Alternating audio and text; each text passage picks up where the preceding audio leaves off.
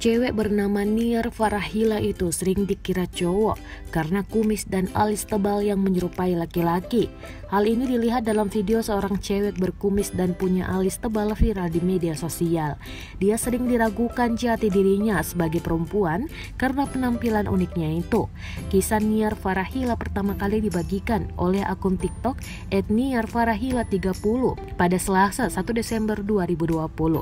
Dalam postingan itu, Niar Farahila memberikan klarifikasi karena sering dikira laki-laki.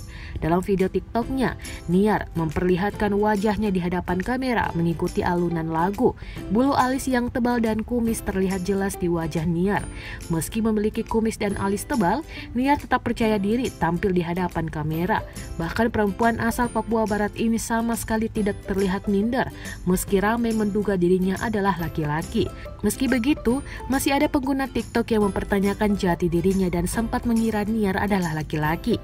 Hal serupa juga terjadi pada hari Minggu 4 Oktober 2020 lalu. Pengguna TikTok @AustinJ menceritakan nasibnya sebagai cewek berkumis. Meskipun perempuan ini memiliki kumis layaknya laki-laki, tapi tidak mengurangi kecantikan dan aura femininnya.